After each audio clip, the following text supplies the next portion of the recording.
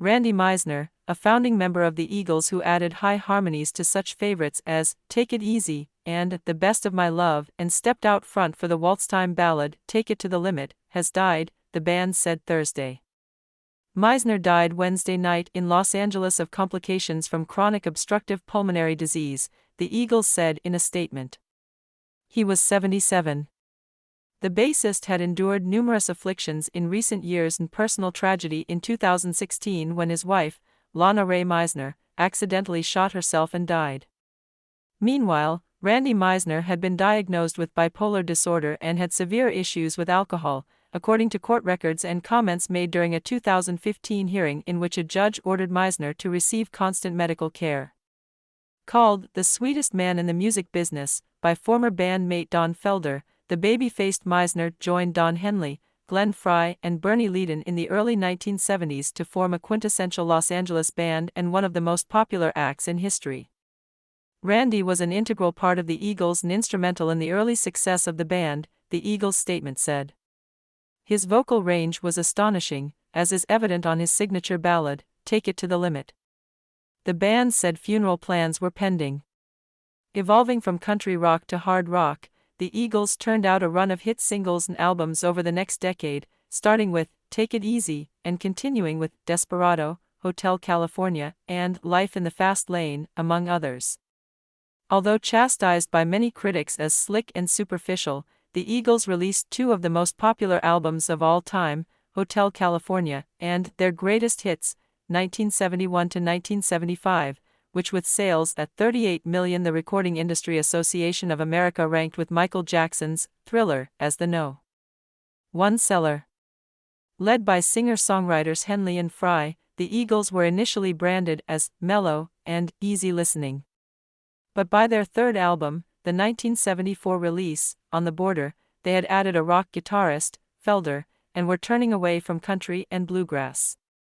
Leadon, an old-fashioned bluegrass picker, was unhappy with the new sound and left after the 1975 album, One of These Nights. He was replaced by another rock guitarist, Joe Walsh. Meisner stayed on through the 1976 release of Hotel California, the band's most acclaimed record, but was gone soon after. His departure, ironically, was touched off by the song he co-wrote and was best known for, Take It to the Limit. A shy Nebraskan torn between fame and family life, Meisner had been ill and homesick during the Hotel California tour. His first marriage was breaking up, and was reluctant to have the spotlight for Take It to the Limit, a showcase for his nasally tenor. His objections during a Knoxville, Tennessee, concert in the summer of 1977 so angered Frey that the two argued backstage and Meisner left soon after. His replacement, Timothy B. Schmidt, remained with the group over the following decades, along with Henley, Walsh and Frey, who died in 2016. As a solo artist, Meisner never approached the success of the Eagles, but did have hits with Hearts on Fire and Deep Inside My Heart and played on records by Walsh, James Taylor and Dan Fogelberg among others. Meanwhile, the Eagles ended a 14-year hiatus in 1994 and toured with Schmidt even though Meisner had played on all but one of their earlier studio albums. He did join group members past and present in 1998 when they were inducted into the Rock and Roll Hall of Fame and performed Take It Easy and Hotel California. For a decade, he was part of World Classic Rockers, a touring act that at various times included Donovan, Spencer Davis and Denny Lane. Meisner was married twice, the first time when he was still in his teens, and had 3 kids. The son of sharecroppers and grandson of a classical violinist, Meisner was playing in local bands as a teenager and by the end of the 1960s had moved to California and joined a country rock group, Poco, along with Richie Furay and Jimmy Messina.